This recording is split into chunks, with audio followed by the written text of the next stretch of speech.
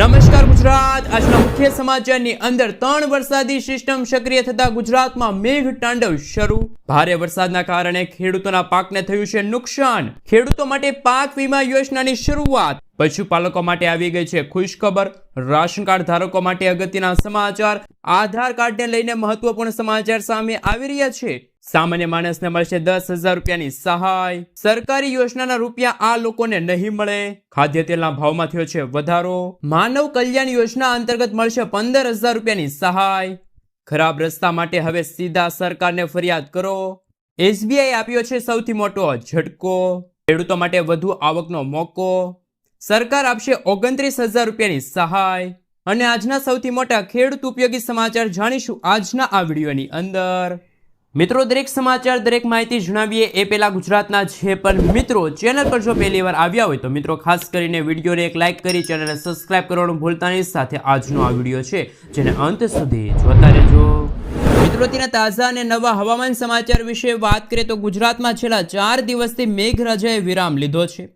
હવે હવામાન વિભાગ અને હવામાન નિષ્ણાંત એવા અંબાલાલ પટેલ સાથે પરેશભાઈ ગોસ્વામીની લેટેસ્ટ આગાહી સામે આવી છે। આગામી દિવસોમાં વરસાદનો વધુ એક મોટો રાઉન્ડ શરૂ થઈ શકે છે। આગાહી પ્રમાણે ઉત્તરથી લઈને દક્ષિણ અને સૌરાષ્ટ્ર સુધીના કેટલાક વિસ્તારોમાં આગામી 26 થી લઈને 30 જુલાઈ દરમિયાન ભારે વરસાદ ખાબકી શકે છે। ખાસ વાત એ છે કે ગુજરાતમાં એક નવી વરસાદી સિસ્ટમ સક્રિય થઈ છે, જેના કારણે કેટલાક જિલ્લાઓમાં અગાઉથી જ એલર્ટ જાહેર કરવામાં આવ્યું છે। આગામી 7 દિવસ રાજ્યમાં હળવાથી મધ્યમ વરસાદની આગાહી કરવામાં આવી છે। ગુજરાતના જાણીતા એવા હવામાન નિષ્ણાત અંબાલાલ પટેલે જણાવ્યું કે 16 જુલાઈના રોજ બંગાળના ઉપસાગરની અંદર એક વરસાદી સિસ્ટમ સક્રિય થશે, જેના કારણે ગુજરાતમાં ફરી એકવાર મેઘ તાંડવ શરૂ થશે। ગુજરાતના ઉત્તર ગુજરાતના જેમાં પંચમહાલ, મહીસાગર, સાબરકાંઠા, કચ્છ, બનાસકાંઠા લાગુના વિસ્તારની અંદર ભારેથી ભારે વરસાદ જોવા મળશે। આ સાથે મિત્રો ગુજરાતના દરિયાઈ કાંઠાના વિસ્તારોની અંદર આગામી દિવસો સુધી માછીમારોને માછીમારી ન કરવા માટે પણ હવામાન વિભાગે સાવચેત રહેવા માટે અપીલ કરી છે। મિત્રો, ત્યારપછીના સમાચાર વિશે વાત કરીએ તો PM કિસાન સન્માન નિધિ યોજનાને લઈને સૌથી મોટા સમાચાર સામે આવી રહ્યા છે। દેશના કરોડો ખેડૂતોને નાણાકીય સહાય પૂરી પાડતી પ્રધાનમંત્રી કિસાન સન્માન નિધિ યોજનાનો આગામી એટલે કે 20મો હપ્તો ટૂંક સમયની અંદર ખેડૂતોના ખાતામાં જમા થશે। કેન્દ્ર સરકાર સાથે જોડાયેલા મીડિયા રિપોર્ટ્સ અનુસાર પ્રધાનમંત્રી નરેન્દ્ર મોદી 18 જુલાઈ 2025ના રોજ બિહારના મોતીહારીની મુલાકાત લઈ શકે છે। આ સમય દરમિયાન ખેડૂતોના ખાતામાં રૂપિયા 2,000નો આગામી હપ્તો 20મો હપ્તો છે ટ્રાન્સફર કરવામાં આવશે। અને જે ખેડૂતોને હજુ સુધી 19મો હપ્તો નથી મળ્યો એવા ખેડૂતોને એક સાથે 2 હપ્તા એટલે કે 19મો હપ્તો અને 20મો હપ્તો આમ ટોટલ 4,000 રૂપિયાનો હપ્તો છે એમના ખાતામાં જમા થઈ જશે। તો ખેડૂતોની જે રાહ હતી, ખેડૂતો જે 20મા હપ્તાની વાત કરી રહ્યા હતા, તો મિત્રો 20મો હપ્તો છે એ 18 જુલાઈ 2025ના રોજ ગુજરાતના દરેક ખેડૂત મિત્રોના ખાતામાં જમા થઈ જશે।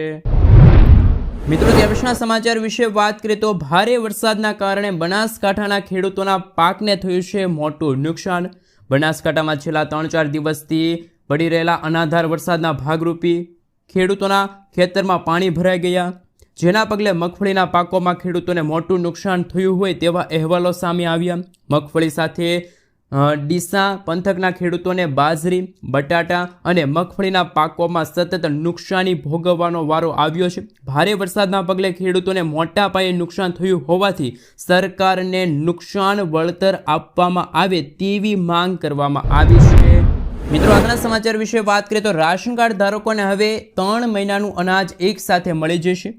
ભારત સરકારે રાશન કાર્ડ ધારકો માટે મહત્વનો નિર્ણય લીધો છે। અત્યાર સુધી રાશન કાર્ડ ધારકોને દર મહિને અનાજ આપવામાં આવતું હતું, જોકે 3 મહિનાનું અનાજ હવે રાશન કાર્ડ ધારકોને એક સાથે આપવામાં આવશે, કારણ કે મિત્રો રાશન કાર્ડ ધારકોને વારંવાર અનાજ લેવા માટે રાશનની દુકાને હવે ધક્કા ખાવા નહીં પડે।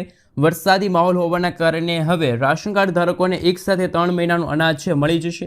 જે લોકો પાસે માન્ય રાશન કાર્ડ છે તમામ લોકો આ નવી સિસ્ટમ હેઠળ અનાજ લઈ શકે છે, જેના કારણે દર મહિને અનાજ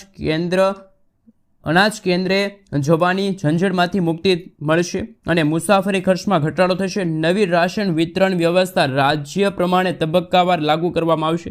આ સાથે મિત્રો હવે અનાજમાં ઘઉં છે, ચોખા છે, ખાંડ છે, મીઠું છે, તેલ છે અને કેટલાક રાજ્યોમાં ખાંડ પણ હવે આપવામાં આવશે। આ બધી વસ્તુઓ 3 મહિનાના વપરાશ મુજબ એક સમયે જ આપી દેવામાં આવશે।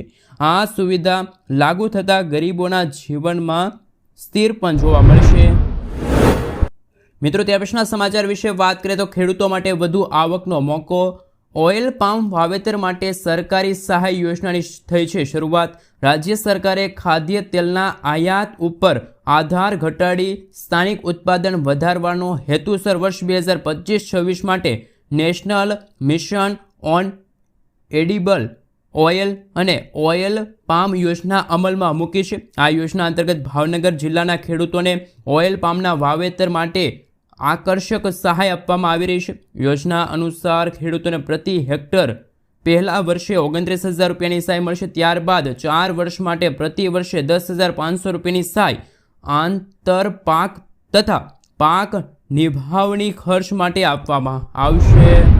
મિત્રો, ત્યાર પછીના સમાચાર વિશે વાત કરીએ તો ખરાબ રસ્તા માટે હવે સીધા સરકારને તમે ફરિયાદ કરી શકો છો। ગુજમાર્ગ એપ્લિકેશન ગુજરાતમાં માર્ગ સલામતી અને માર્ગ સંરક્ષણ માટે એક મહત્વપૂર્ણ એપ્લિકેશન છે। આ એપ્લિકેશન પર માર્ગ અને મકાન વિભાગ હસ્તકના રસ્તાઓ માટે જ ફરિયાદ સ્વીકારવામાં આવશે। આ સાથે ક્ષતિગ્રસ્ત પુલ, પેરાપેટ માર્ગ, આ સાથે ખાડાઓ, સ્ટ્રક્ચર સહિતની માર્ગ સંબંધિત વિવિધ સમસ્યાઓ વિશે ફરિયાદ છે તમે નોંધાવી શકો છો। મિત્રો, આગલા સમાચાર વિશે વાત કરીએ તો સરકારી યોજનાના રૂપિયા હવે કયા લોકોને નહીં મળે? તો કે નાણાં મંત્રાલયે મીડિયા રિપોર્ટ્સના સમાચારને નકારી કાઢતા એક નિવેદન બહાર પાડ્યું અને કહ્યું કે પ્રધાનમંત્રી જનધન યોજના હેઠળ જે ખાતા ધારકોના ખાતા સક્રિય નથી તેમના ખાતા બંધ કરી દેવા જોઈએ। આ અહેવાલ પછી સરકારે એક નિવેદન બહાર પાડ્યું જેમાં કહેવામાં આવ્યું કે સરકારે પીએમ જનધન યોજનામાં નિષ્ક્રિય ખાતા ધારકોને બંધ કરવા કોઈ સૂચના નથી આપી। મતલબ કે જો તમે જનધન યોજનામાં ખાતામાં પૈસાની લેવડ દેવડ નહીં કરો તો ખાતા ધારકોનું ખાતું બંધ કરવામાં આવશે નહીં। તેના બદલે સરકારે કહ્યું કે સરકાર વધુને વધુ લોકો જનધન યોજનામાં જોડાઈ શકે એ માટે ખાસ એક નવા નિયમો છે લાગુ કરવા જઈ રહી છે સરકાર। મિત્રો, આગલા સમાચાર વિશે વાત કરીએ તો ખેડૂતો માટે પાક વીમા યોજના ફરી શરૂ। ભારત સરકારની પ્રધાનમંત્રી પાક વીમા યોજના હેઠળ જેઓ ખેડૂતોને પાક નુકસાન થાય છે તો ખેડૂતોને સરકાર દ્વારા વીમા સ્વરૂપે વળતર આપવામાં આવશે। જાણો આ યોજનામાં કોને લાભ મળશે? દેશની 50%થી પણ વધુ વસ્તી ખેતી એટલે કે ખેડૂતો ઉપર છે। આ જ કારણે કેન્દ્ર સરકાર ખેડૂતો માટે અનેક પ્રકારની યોજનાઓ ચલાવે છે। દેશના ઘણા ખેડૂતો એવા છે કે જે આર્થિક રીતે સમૃદ્ધ નથી, તે ખેડૂતોને લાભ આપવા માટે સરકારે પ્રધાનમંત્રી કિસાન સન્માન નિધિ યોજનાની જાહેરાત કરી છે। આ સાથે મિત્રો આ ઉપરાંત ઘણી એવી યોજના છે કે જેમાં હવામાનના કારણે વિવિધ કારણોસર પાકને નુકસાન થાય છે, જેના કારણે ખેડૂતોને ઘણું નુકસાન થાય છે। ભારત સરકારે ખેડૂતોને આ નુકસાનીથી બચાવવા માટે પણ વ્યવસ્થા કરી છે। પ્રધાનમંત્રી ફસલ વીમા યોજના છે એ કેન્દ્ર સરકાર દ્વારા યોજના ચલાવવામાં આવે છે અને મિત્રો કહી શકાય કે વીમા યોજના થકી ખેડૂતોને સહાય પૂરી પાડવામાં આવે છે, જેમાં મિત્રો ખેડૂતોએ જો નોટિફાઈડ પાક ઉગાડે છે જેમાં ચોખા, ઘઉં, કઠોળ, તેલીબિયા અને બાગાયતી પાકોનો સમાવેશ થાય છે। આ વીમા યોજનાનો લાભ જમીન માલિકી ખેતીમાં ખેતી કરનાર જે ખેડૂતો છે એ લઈ શકે છે। સામાન્ય રીતે ખરીફ માટે 31 જુલાઈથી લઈને રવિ પાક માટે 31 ડિસેમ્બર છે। જો ખેડૂત સિઝન શરૂ થાય એના 2 અઠવાડિયામાં અરજી કરે તો સિઝન માટે વીમા કવર છે સક્રિય થશે। મિત્રો, તમે જો મિત્રો આગલા સમાચાર વિશે વાત કરીએ તો સામાન્ય માણસને મળશે 10,000 રૂપિયાની સહાય। આ મિત્રો કોઈ લોન યોજના નથી, પરંતુ કહી શકાય કે જે SBI બેંક છે જેમના દ્વારા પ્રધાનમંત્રી જનધન યોજનાના જે ખાતા ધારકો છે કે જેને ઓવરડ્રાફ્ટ રૂપી 10,000 રૂપિયાની સહાય છે મળશે। ગુજરાતના દરેક ખેડૂતો હોય, મજૂરો હોય, મધ્ય વર્ગના જે પરિવારો છે કે જેના માટે ગુજરાત સરકારે, ભૂપેન્દ્ર પટેલની સરકારે રાહતભર્યા સમાચાર આપ્યા। જનધન યોજનામાં જો ખાતું ખેડૂતોનું છે તો એવા વર્ગના પરિવારોને 10,000 રૂપિયા બેંક ઓવરડ્રાફ્ટ અંતર્ગત મળશે। જ્યારે આ 10,000 રૂપિયાની સહાય મેળવવા માટે તમારે જનધન બેંક એકાઉન્ટ ખોલવું ફરજિયાત છે। ત્યાં સાથે તમે બેંકમાં જઈને પણ ખાસ મિત્રો આ યોજના અંતર્ગત છે લાભ લઈ શકો છો। પહેલાં મિત્રો આ યોજના અંતર્ગત 5,000 રૂપિયાની છે ઓવરડ્રાફ્ટ સુવિધા મળતી હતી, પરંતુ આ રકમ વધી ગઈ છે, 10,000 રૂપિયા બેંક ઓવરડ્રાફ્ટ છે સુવિધા મળશે। મિત્રો આગલા સમાચાર વિશે વાત કરીએ તો કે ખૂબ જ મહત્વના સમાચાર, SBI આપ્યો મોટો આંચકો।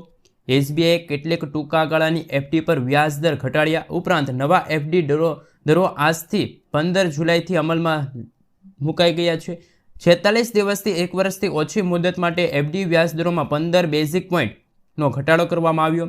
બેંકે 46 દિવસથી 169 દિવસના સમયગાળા માટે સામાન્ય નાગરિકો માટે વ્યાજ દર 0.5% ઘટાડીને 4.90% કર્યો. વરિષ્ઠ નાગરિકો માટે દર 5.55% ઘટાડીને 5.40% કરવામાં આવ્યો છે. આગળના સમાચાર વિશે વાત કરીએ તો આધાર OTP થી તાત્કાલિક ટિકિટ બુકિંગ તમે કરાવી શકો છો. નવા નિયમો લાગુ થયા છે. ભારતીય રેલવે ઓનલાઈન તત્કાલ ટિકિટ બુક કરવા અંગે મોટો નિર્ણય લીધો. IRCTC વેબસાઇટ અથવા તો એપ્સ દ્વારા તત્કાલ ટિકિટ બુક કરવા માટે આધાર OTP ફરજિયાત બનાવવામાં આવ્યો છે. આ નિયમ આજથી એટલે કે મિત્રો 15 તારીખથી લાગુ થઈ ચૂક્યા છે. આ ફેરફારોનો હેતુ ટિકિટ બુકિંગમાં પારદર્શિતા લાવવાનો અને દલાલો અને નકલી એજન્ટોની મનમાની રોકવાનો છે.